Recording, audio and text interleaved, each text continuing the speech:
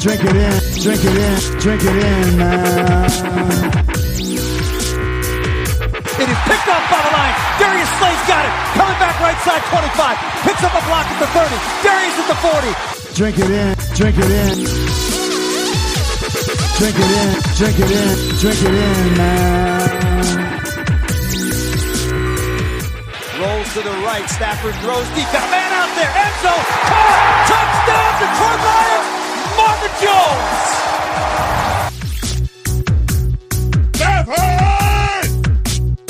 Drink it in, drink it in. Touchdown, Detroit Lions. Cornbread.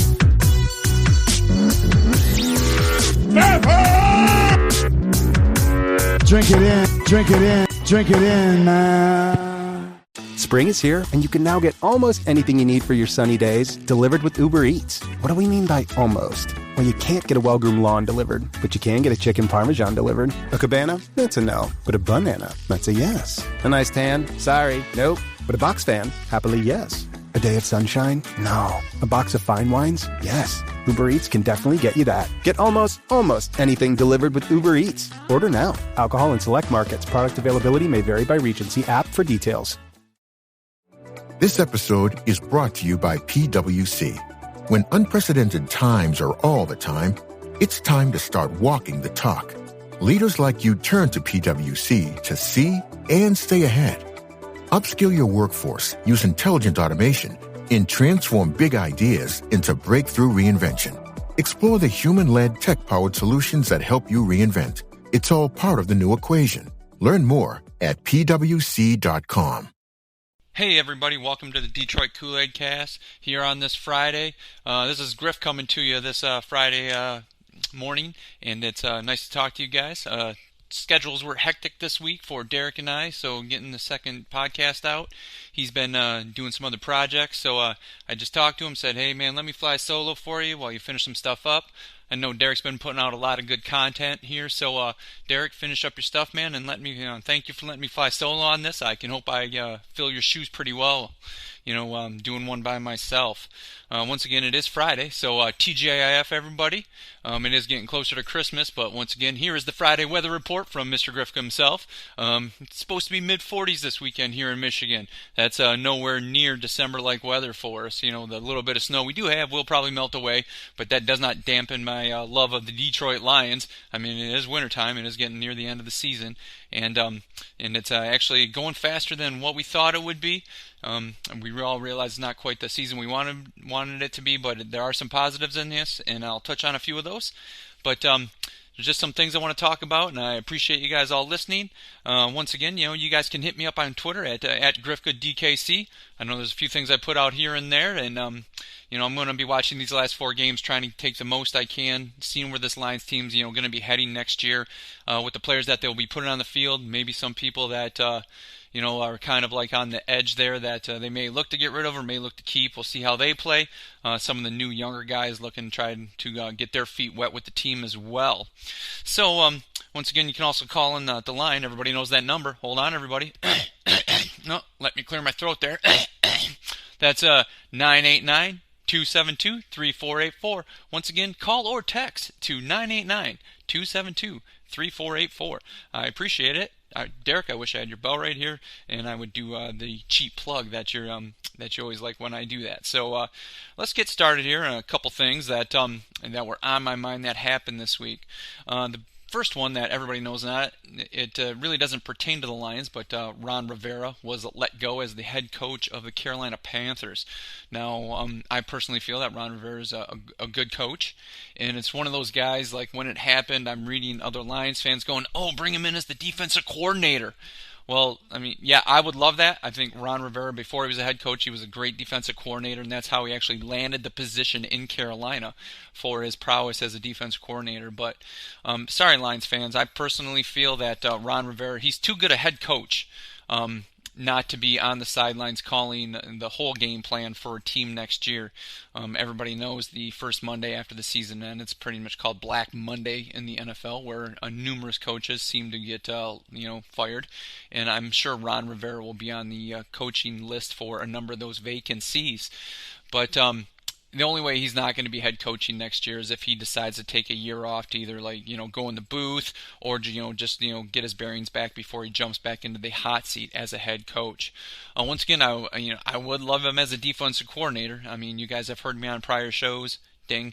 Talk about what I thought about Mother Goose as the defensive coordinator, but I just can't see Ron Rivera kind of taking a step back and becoming a defensive coordinator. Well, there will be plenty of other head coaching positions open that he'll get interviews for.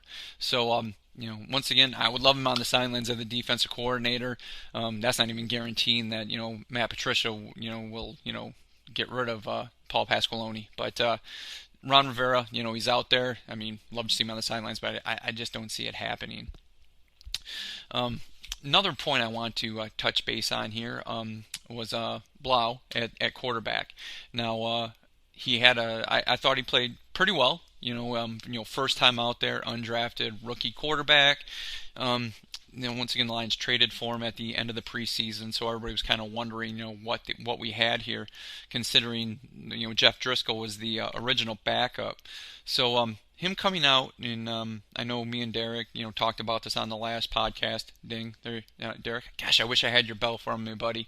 But he really showed some stuff early on. It was nice to see that they didn't pare down the playbook for him. That Darrell Bevel, kind of trusted him, kind of like he did Driscoll. I highly doubt he had the same amount of plays available to him as if Matt Stafford was under center. But he did show me an awful lot as the quarterback playing that game. He did look pretty nice. He had some nice throws. I'm sure everybody heard the stat line as how hot he started out, but then as the game went on, his numbers decreased. Once again, I think the Bears made a few adjustments on him. Started playing a little tighter coverage, and I thought they brought a little more pressure as the game went on to try to rattle him in a little more. And I'm not even quite for sure that the offensive game plan got a little more conservative as the game went on when the Lions had the lead. It seemed to happen that way. I don't think they went downfield. That the Golladay touchdown early on, he showed some nice stuff there, but I don't think they really did any more plays like that the rest of the game. So I don't know if it was one of those things like, hey, we'll try to hold the lead. The defense was playing well at the time, so I think they pared it down. But I do believe Blau has definitely earned another look. So he's going to go out there this week and play Minnesota, hostile crowd. Minnesota, I've always thought had the best defense in the conference.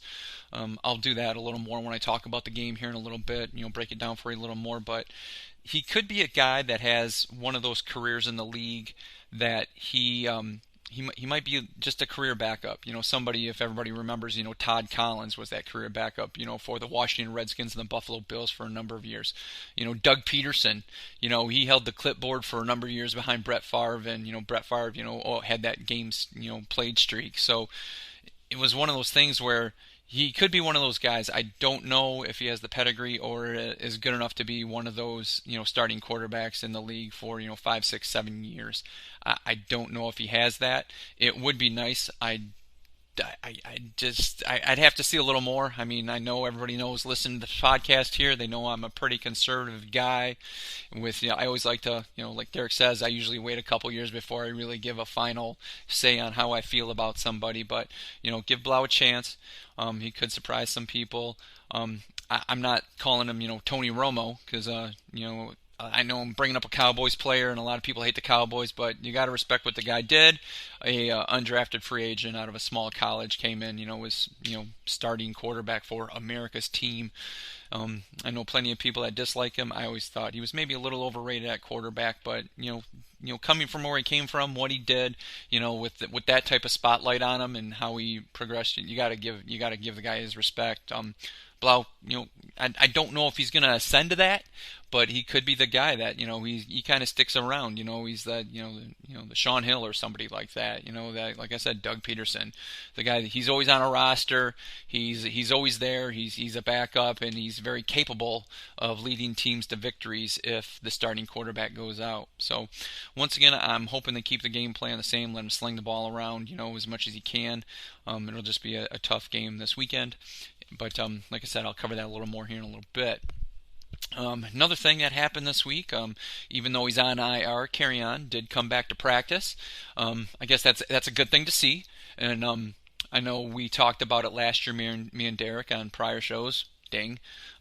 Trying to prop you up, trying to do props for you, Derek. Wish I had the bell. So, but Kerryon at practice, I always thought the number of reps a young player could get would only help him in the long run. But in Kerryon's case, if they were looking to bring him off the IR and try to get him some reps later in the year, in these last few games, I'm more like erring on the side of caution. I mean, I would look to maybe a quarter or maybe a third at the most of the plays that he was getting early on this year. I mean, Scarborough's been doing pretty well, I feel. So I think he should get the bulk of the carries. You have McKissick doing his little gadget plays and screens and quick hitters. Ty Johnson's still on the roster. Personally, I know I thought he'd be a little better this year, so I'm slightly disappointed in him. But he is a rookie. Maybe he's just not picking up on the offense fast enough or doing exactly what Darrell Bevel and Matt Patricia are looking for him. So, but he's still here. He's got his quicks, and I think he could be a fine running back on the team. Like a number 3. Like I said, maybe even ascend to the number 2 position. But Kerryon, just stay healthy. If you're going to suit up and get out on the field, get a few plays, take a few more hits. Once again, just try to stay healthy. I still believe that you can be an important cog of this running game on this team, but you've had a couple significant injuries your first and second year. So please, Darrell Bevel, Matt Patricia, just take it easy with the guy if you're really looking for this guy to be something down the road. He's almost kind of starting to get that China doll, moniker, like that one that, a lot of people are put on Matt Stafford early in his career, and look where Matt Stafford, that game streak that he had. So it's a little different with running backs, obviously, but still, I mean, it's one of those things, if Matt Pat, if you're looking for this guy, to be a cog, just take it easy on him. Maybe you just want to get him out there to get him some reps, get some offensive reps, and you're not even looking to play him. You just want to, I guess, hopefully, keep him abreast in the office, any changes, any game plan strategies that Bevel's looking to do. So I did find that pretty interesting, though, and that was a good sign. Last thing I really want to touch on before I start talking about the game is the play of the boy. Hey, oh. Sorry, Derek, man, I just can't do it as good as you. I know you're always like, do it with passion, but I'm just like, hey, oh, that's the best I can do.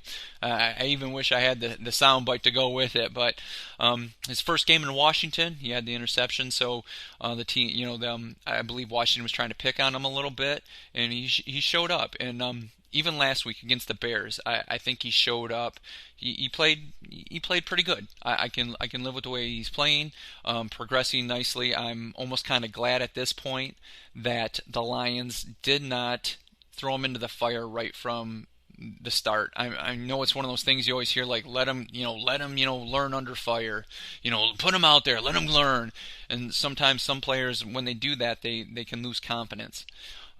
So maybe it was a good thing that they got Rashaan Melvin out there and Justin Coleman. They let those guys come out there and play early. Kind of sat him down, let him learn from some of the crafty veterans out there. Big play Slay, and everybody knows I love big play Slay. But so hopefully it's one of those things where Slay kind of took him under his wing, or Rashaan Melvin took him under his wing, and kind of started showing him the ropes. And he could be one of those things where this really benefits us in the long run. Obviously, I know Derek watches. We talk about it all the time. Derek watches a lot more game tape than what I do. I usually just watch the games, and and Derek saw, AO as a third round pick, and then he slides down to the fifth. I mean, even I was happy with that. Looking at just some minor clips, I thought, third round as well. But, getting him in the fifth, it could be one of those steals, kind of like we talked about.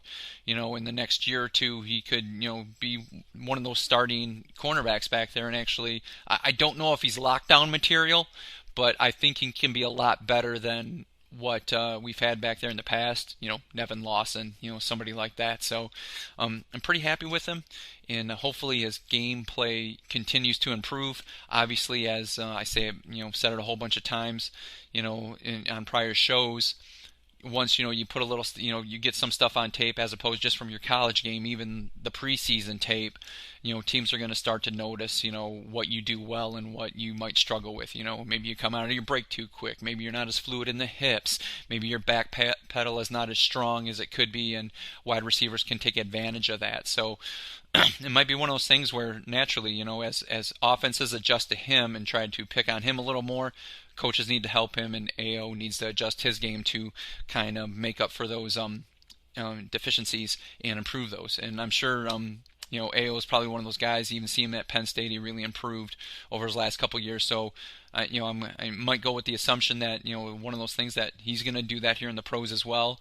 And like I said, I think maybe just kind of sitting him down early, not really throwing him to the fire, and going out there and starting him early. I think benefited him. You always hear those things like the guy, he doesn't lose confidence. He's out there, he's playing, he's a warrior, he's tough. This ain't gonna let him bother him. But he's a rookie, and learning, new scheme, learning how to be a pro. Playing with bigger, faster, stronger guys, much more, complicated passing trees than what you see in college. Like I said, just kind of sitting him down. It definitely. I think will benefit the Lions in the long run. So, it's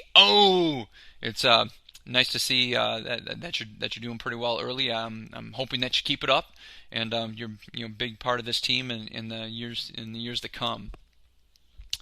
So with those few things out of the way, I just want to start talking about Sunday's game here. Once again, we are going into the Detroit Lions are heading up to Minnesota for the second meeting of the season. I know the first meeting of the season didn't go quite as well as everybody wanted. They were coming off that tough loss to Green Bay, short week from Monday night to Sunday 1 o'clock start, and Lions hung with the Minnesota Vikings early, but ultimately in the end, Kirk Cousins, he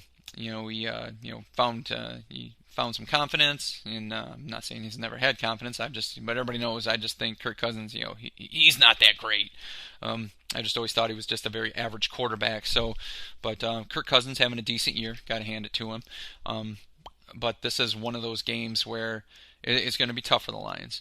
Once again, I know the Minnesota Vikings don't have Adam Thielen, but they do have some good, offensive weapons on the outside, and even Stephon Diggs is out there. The guy's quick as a hiccup, and he runs pretty decent routes, and he's fast. I'll just put it out there. He's fast, and once again, they're probably going to match Slay up on him, and it'll be a tough matchup for him.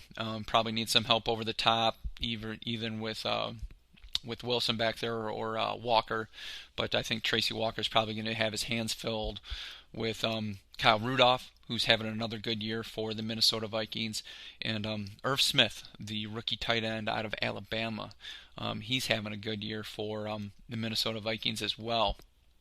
So even if they don't have Adam Thielen, I know they still got Laquan Treadwell. I mean, he's not as fast, and I don't think he's that great. And he's the same one that we all saw the clip, and me and Derek talked about it on the show before the Minnesota game. Going to Detroit, he was the guy who said easy victory or easy win, and that guy's probably been a major disappointment, based on where the Minnesota Vikings drafted him. But still, I mean, he's filling in okay for Adam Thielen and Minnesota's game plans. They're still scoring a lot of points with Kirk Cousins. They just went out to Seattle on Monday night and put up some points. I think, if I remember correctly, they scored 30 points against Seattle's defense in Seattle. Seattle's got a pretty good defense, so that was they're good offense. I mean, Dalvin Cook didn't have a big game. He did have a touchdown against Seattle, but he's a guy that runs pretty hard. I've always liked him. Liked him at Florida State. Liked him coming out of college. It's one of those guys I was kind of hoping the Lions would get in the first round. It just didn't happen. But he's a guy you just got to watch for. That he's good. I mean, that's, for lack of a better term, he's good. So I'm not quite for sure where the Lions' defense is going to be, trying to stop the run. I'd like to say they're improving. Sean Hand's back. I'm not for sure if Harrison, Snacks Harrison, will be playing this week. I mean, he will definitely be important. Trey Flowers, his game's improved throughout the year. I mean, Derek will tell me. I was down on him early on, quitting on him, thinking this was one of the biggest busts. We gave this guy a lot of money. Where's he been? But Trey Flowers, he has been, kind of, if watching the film, rewatching it, he has kind of been the bright spot, on that defensive line. He's been getting some pressures, and surely, I know everybody says he's kind of that quiet leader. He's not the rah-rah guy. He's not going to be the guy you want to mic up during a game. But I think his game has really progressed nicely. We need a little more out of the defensive line, especially coming up against this offense this week. Linebacker-wise, Tavai, there's points still. I realize he's a rookie, but there's points still where he still looks a little lost on the field. Christian Jones, we've talked about this. I'm not quite for sure what he's going to be able to do. I can't see him covering, any of the running backs out of the backfield. Jared Davis, like Derek has mentioned, PFF last few weeks, he's probably been one of the better defenders on the team. I'm still waiting to see. I don't know if that's one of those things where Jared Davis is progressing into the linebacker that everybody kind of thought and hoped he would be, or if this is just kind of like a bright spot in the season. I still don't think he's that great. I guess he has to show me a little more, but his game is definitely improving. He has some nice blitzes here and there, the delayed blitzes, but still in coverage. We saw it, against the Bears, that one play where the touchdown to the running back. The name slips from me right now. He seemed to have the guy, and he just kind of let him go to go blitz the passer. So once again, might have been just a defensive breakdown. He was supposed to let the running back go to a safety or maybe another corner on the field. But it's one of those things that it just always kind of leaves my head scratching. With Jared Davis. Maybe I don't focus on his good plays, and I'm just focusing on like the things that he's not good at. But those things that he's not good at just kind of seems to show up at key situations. But he's making tackles. PFF has him rated higher, so hopefully he can be a big part of the run defense this week and maybe the pass defense. Kennard's going to do what Kennard does. He's been getting to the quarterback here and there. Solid, not spectacular. So it's one of those things that I wish he'd be a little more. I mean, when we signed him, I knew we weren't getting Lawrence Taylor, Reggie White, Kevin Green, anything like that. But still, he has his ups and downs, and he's having a decent year. So it's going to be tough for the Lions defense this week up in Minnesota. Minnesota's brimming with confidence. They know they're in the playoff hunt. It's looking really good for them to be in the playoffs, but I think they still feel they can catch Green Bay. Even though Minnesota lost on Monday night, I believe they're only a game behind Green Bay, so they're still going to be looking for that home playoff. Even when Minnesota was in the Metrodome, that was just a tough place to play. And I know it seems like the last few years the Lions have had some success up in Minnesota. We've seen them win up there. We've seen some last-second wins, overtime wins. But last year they really struggled. I believe it was Matt Stafford. It was like sacked 10 times that one game up in Minnesota. So this week it's going to be another one of those things where they got a good defense. It's going to be tough on Blau. I'm sure they're going to break Minnesota's defense coach. They're going to break down that Chicago Bears tape and see, try to find some chinks in Blau's armor. And obviously they're going to look to exploit them. A lot of times we see Everson Griffin and those guys, they seem to just rush 3 or 4 and they get pressure on the Lions quarterback.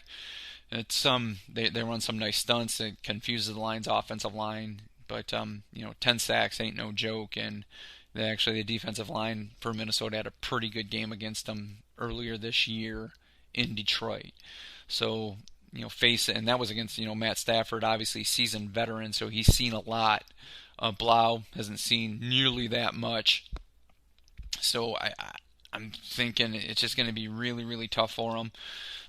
Scarborough, he's going to probably have to do the bulk of the carries, have a few more of those gadget plays to McKissick.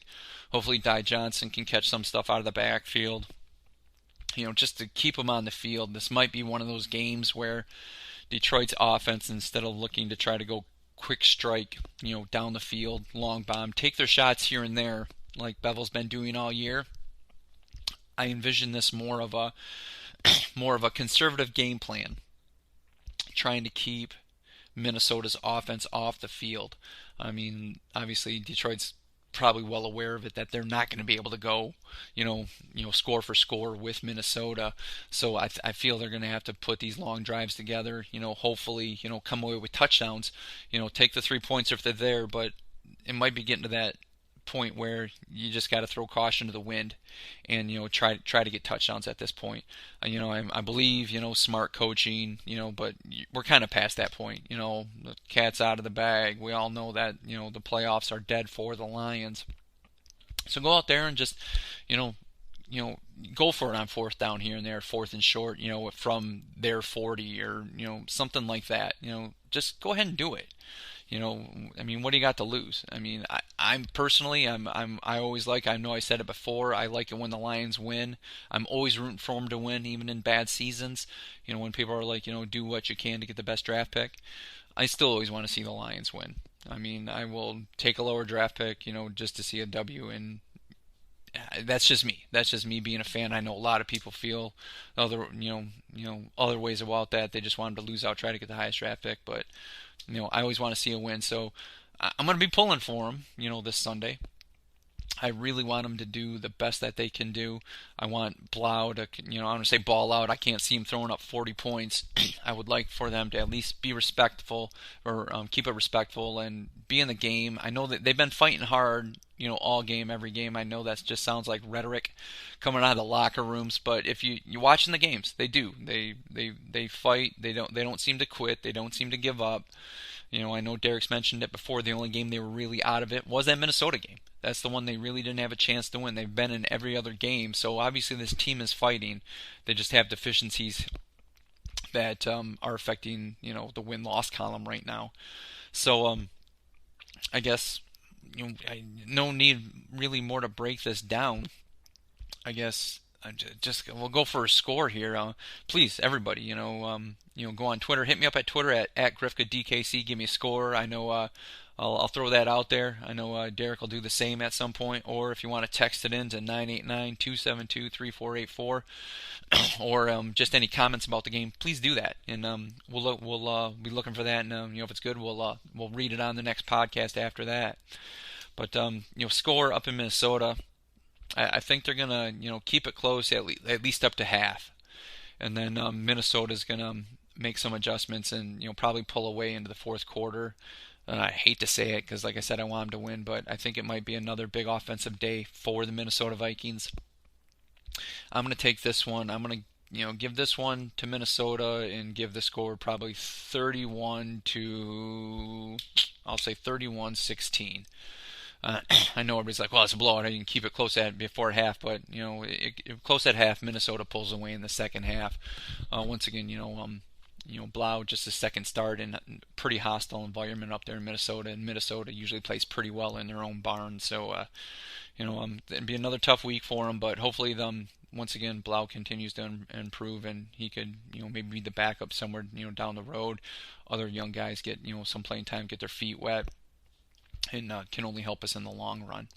So my point of view, it's just another tough week for the Lions, and at that point you're just pretty much hoping as well, if the Lions lose, hopefully Denver loses, hopefully Denver wins, Miami wins, the New York Giants win, the Atlanta Falcons win, all those teams in front of them that will help Detroit improve their draft position. One last thing I really want to touch base on before I finish up here, and that is the proverbial coaches on the hot seat for next year. And we all saw the article earlier. I think it came out earlier the week of Thanksgiving last week, and it pretty much said, per a source, that Matt Patricia will be back for the 2020 season. And obviously, reading on Twitter, people's comments, here and there on Facebook, that they're not happy with that. Everybody wants him gone, and chatting with Derek, I know we talked about it on an earlier podcast where I kind of surprised him, and I said, run Matt Pat one more year. I just want a new defensive coordinator, even if it's Matt Patricia just taking over the defensive coordinator calls, and he becomes a defensive coordinator and the head coach. I realize it's an awful lot of work for coaches to do that. That's why they don't generally do that, but Mike McCarthy, everybody knows how I feel about him. I always envision the guy eating, his chicken wings with chicken grease, going down his chin, and eating bratwurst and eating, his liquid cheese over a microphone, crying about how many calls the Green Bay Packers didn't get. But, he was the offensive coordinator and head coach there in Green Bay for a number of years, and he did pretty well. So I guess you can't complain. It was just the last year or two that he gave up the play calling calls, and it seemed like him and Aaron Rodgers had a little bit of a tiff. Once again, not a Packers fan here, but that's just from what I was reading. So it can be done. Coaches have done in the past. Mike Holmgren did it. He did it in Green Bay, Seattle. Bill Walsh. That was his West Coast offense. I believe he had an offense coordinator, but you have to believe he was the one calling the plays on that. So I feel that, Matt Patricia, everybody's seen me on Twitter kind of grilling the guy, hey, defensive head genius, defensive genius, where you at? Where's your defense? I think it might be one of those things like, at this point, you kind of got to prove it. I know I posed the question to Derek before, would, Paul Pasqualoni be his undoing as his defense coordinator might cost him his job, but it doesn't seem that way. Bob Quinn's happy, or wants to at least get another year out of him. I think it makes sense. You just can't keep changing coaches every 2 years. You don't really get anywhere. And I'm willing to give him one more year, but next year it's going to have to be a short leash, really. If it's one of those things where the defense continues to struggle in the end, and they're blowing games where, every game this year they've had the lead and they just don't hold it, and the defense makes there's a play or two that really cost them with a broken a busted defense, or missed tackle here and there. So this is one where I think Matt Patricia really needs to show why he why he became the head coach of the Lions. He was a defensive guy. Improve that defense one more year. You take over the play calling. Yeah, I would have to say your seat's not hot, but it's definitely warm going into the 2020 season. So make the adjustments. We have another. Like everyone says, we got another draft. We go sign a few more players. The biggest thing is some of the guys they did sign, they definitely need to take a step up. Justin Coleman being one of them. He played pretty well early, but it seems like his game of late has really tapered off. He seems to be getting picked on a lot lately. I just don't know if it's one of those things where if it's just he's kind of wearing down, being out there a lot, having a lot of snaps, or if other offenses have kind of figured him out and they know what routes to run against him. He definitely needs to take a step up. Rashaan Melvin, he was another one. His gameplay early on was really, really good, better than what I even expected. And his plays really tapered off as well. It's given, I believe he's been nicked up as well. That gives AO an opportunity to touch the field. But this is one where I think Matt Patricia needs to make some defensive adjustments. I know Derek listened to his podcast that he put some really good notes out there saying saying, we talked about it, how it seems like we're just drafting guys that for defenses that used to be good, those schemes that used to work 5-10 years ago. Lions, be cutting edge. Matt Patricia, show us your genius. Come up with something cutting edge. Something, I know there's only so many schemes you can play. Come up with some dynamic blitzes. I know it's one of those things, we don't like the blitz. We like to rush to 3 and drop to 8. But that's one of those things like, show something a little more dynamic. Come up with something that, surprises Lions fans. Like, whoa, other teams. We haven't seen that before. Wow, where'd this come from? And I'm sure it's like there's a lot of coaches that have seen a lot of stuff. So it's going to be hard to surprise, people. But still, you're a defensive genius, man. Let's see what you got here. Bevel's obviously come in, taking over the offense and changed some stuff up. They taking their shots downfield. So if the defense can match it, I know, was it that Coleman said this, we're really close to being, was it, what do you say, a fierce defense or a ferocious defense or something like that, or terrifying? I can't remember the acronym or the adjective that he used, but it's one of those things, like when I read that, I had, sorry, I'll tell you, you guys probably know it, I probably scoffed.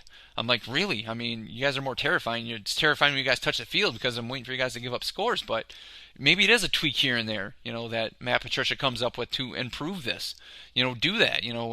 Make some of these non-believer fans, me, kind of being one of them. I mean, I think going into next year, you're gonna have a really short leash with me. I might be on the same bandwagon with a lot of other people calling for your head, saying get rid of him, get somebody else in here, somebody that knows something, because right now, I can see their point of view, and I know a lot of people can as well. But I'm just not ready to dump Matt Patricia. But his seat is definitely warm right now. Even if everybody's like, I read something today, if he loses out, does he lose his job? No. I mean, the team's fraught with injuries. I mean, at this point, if you're just losing out to try to get your best draft pick, I can understand that. So, and obviously, that came out. I don't know why you put out a vote of confidence the week of Thanksgiving, and then all of a sudden people are questioning if he loses out, does he lose his job?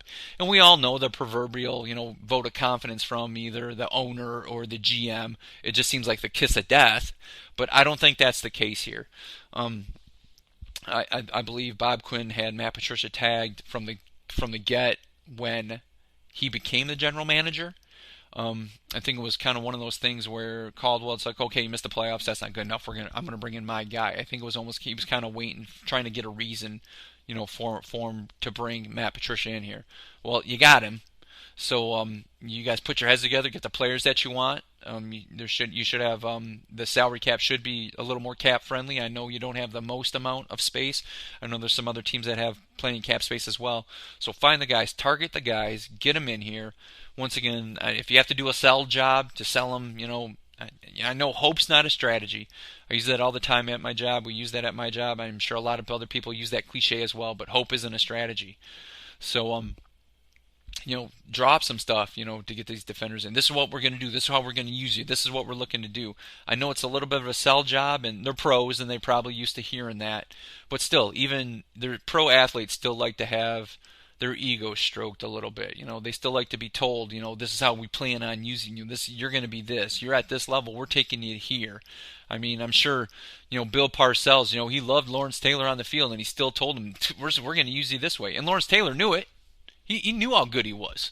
But still, I'm sure Bill Parcells, had to stroke his ego every once in a while. We're going to use you this way this time.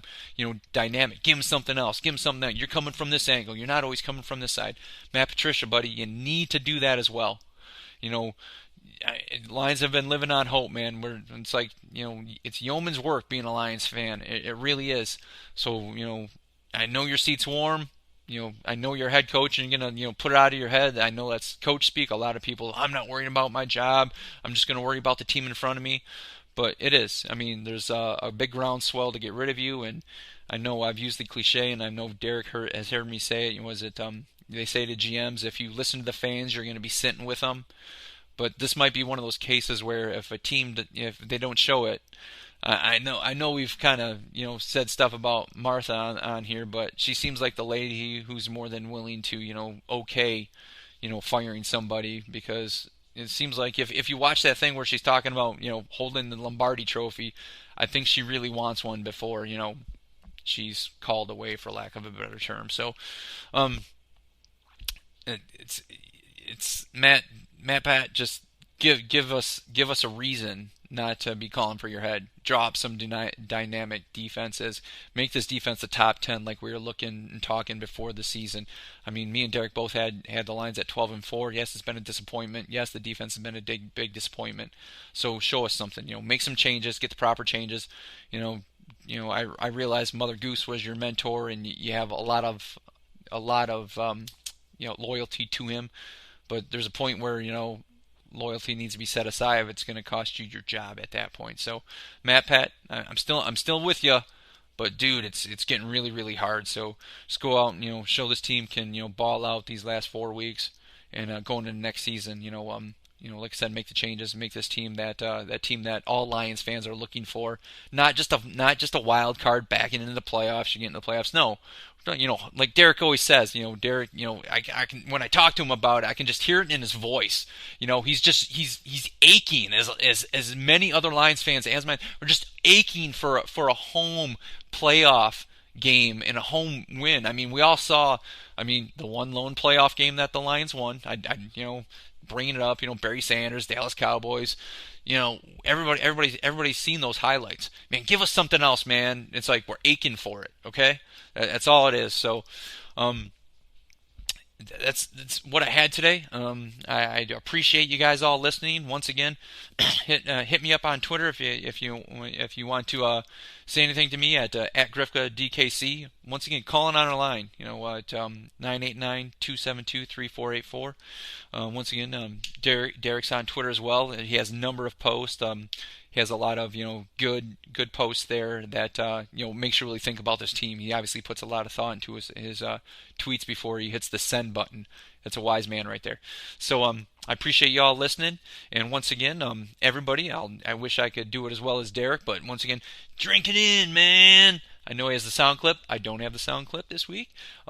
Derek should be back with me. We're doing the next week talking about the games, the Minnesota game, and once again, everybody, have a good weekend, and go Lions! Pack the bag, start the plane. This game is over. It is over. What a comeback by the Lions. Drink it in, man.